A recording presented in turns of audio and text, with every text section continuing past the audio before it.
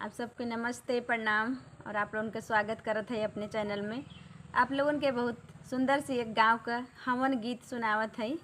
शेरवा प होई के सवार हो हवनिया में आजा देवी मैया, ओढ़ी के चुनरिया लाल लाल हो हवनिया में आजा देवी मैया, ओढ़ी के चुनरिया लाल लाल हो हवनिया में आजा देवी मैया, आजा देवी मैया हो आजा मोरी मैया, सब जो है रहिया तुहार हो हवनिया में आजा देवी मैया, सब जो है रहिया तुहार हो हवनिया में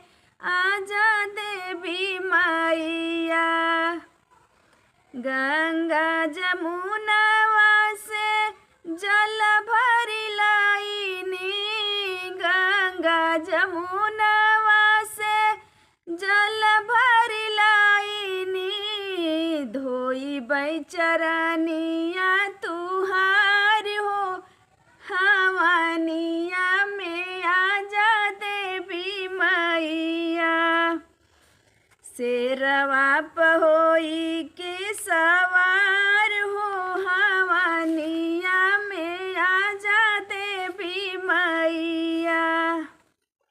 बेला गुलाब जूही अड़हुल मंगावली, बेला गुलाब जूही अड़हुल मंगावली, गुथी के पहनई गले हार हो हवनिया में आजा देवी मैया, गुथी के पहनई गले हार हो हवनिया में आजा देवी मैया।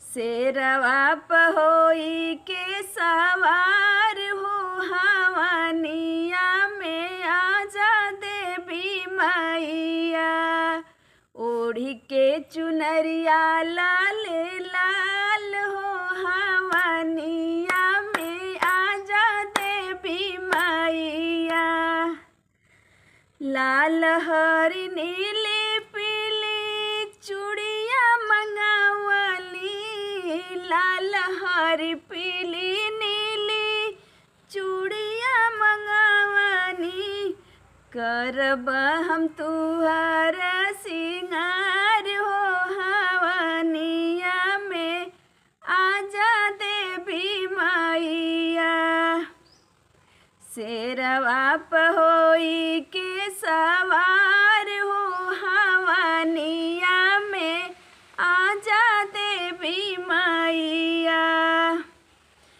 काशी बनारस से पंडित बुलावली, काशी बनारस से पंडित बुलावनी, पाठवा करैबै हम तुहार हो हवनिया में आजा देवी मैया, शेरवा प होई के सवार हो हवनिया में आजा देवी मैया।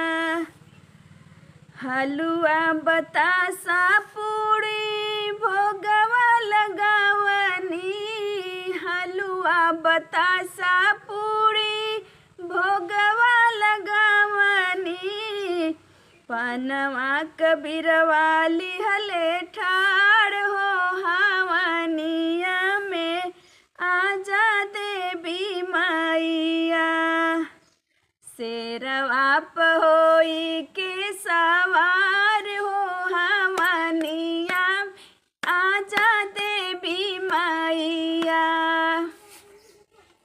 अंगना में मैया सब गोतिन के बोलावली,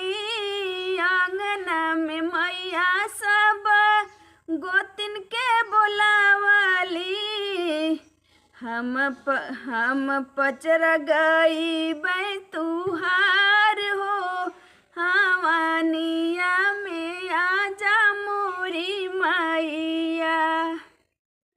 ओढ़ी के चुनरिया लाल लाल हो हवानिया में आजा देवी मैया। अब कौन बतावल जाई हवन गीत कैसा लगा था आप सबके।